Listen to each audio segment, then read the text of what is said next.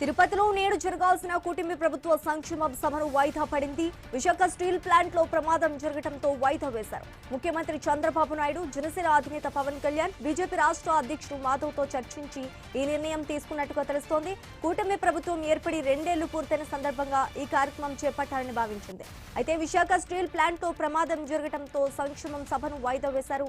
అయితే అమరావతి, విశాఖలో నిర్వహించనున్న తదుపరి సభలపై ప్రభుత్వం త్వరలో స్పష్టత ఇవ్వనుంది.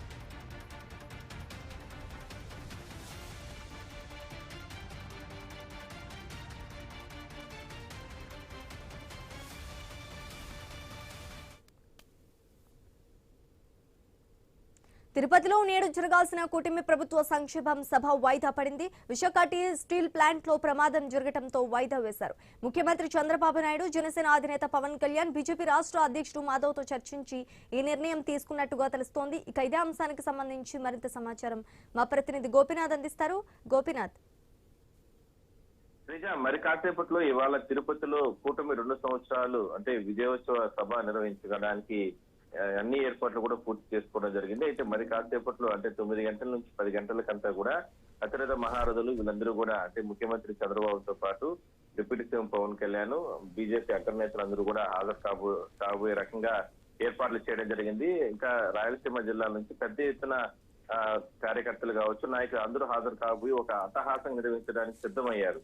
అయితే నిన్న జరిగినటువంటి విశాఖ స్టీల్ ప్లాంట్ లో ఘోర దుర్ఘటన జరిగిన నేపథ్యంలో చాలా మంది అక్కడ చనిపోయినట్టు నేపథ్యంలో ఆ దుర్ఘటనను మర్చిపోలేనటువంటి రాష్ట్ర ప్రభుత్వం ఈ సందర్భంగా విజయోత్సవ సభ నిర్వహించకూడదు అంటూ కూడా నిర్ణయం తీసుకోవడం జరిగింది. అందువల్లనే ఈ నెల 12వ తారీఖు వాయిదా వేసుకోవడం జరిగింది. అది కూడా ఇంకా కూడా పూర్తి స్థాయిలో కూడా నిర్ణయం తీసుకోలేదు. ప్రస్తుతానికి ఆ షాక్ లోనే ప్రభుత్వ పెద్దలు అదేవిధంగానే అంటే అక్కడ ఏర్పాట్లు అంటే సరైనటువంటి ఏర్పాట్లు చేసే విషయంలోనే ఉన్నారు కాబట్టి దాని తర్వాత ఇవాళ కానీ రేపు కానీ ఒక నిర్ణయం తీసుకునే అవకాశం అయితే ఉంది. అయితే పార్టీ నుంచి కావచ్చు, ప్రభుత్వ ఇక్కడ అధికారులు కావచ్చు 12వ తారీఖున తిరుపతిలో నిర్వహిస్తామంటూ కూడా అధికార యంత్రాంగం కూడా చెప్తున్నారు. సో మొత్తం మీద మాత్రం జరగాల్సినటువంటి సభ వాయిదా పడిన నేపథ్యంలో ఇప్పటికే దానికి సంబంధించిన అధికార యంత్రాంగం వీళ్ళందరూ కూడా ఆ ఏర్పాట్లన్నింటినీ కూడా ఆపివేయడం జరిగింది. పార్టీకి సంబంధించినటువంటి 3 పార్టీలు, తెలుగుదేశం పార్టీ, బీజేపీ, ఇట్లా పవన్ కళ్యాణ్ వీళ్ళందరూ కూడా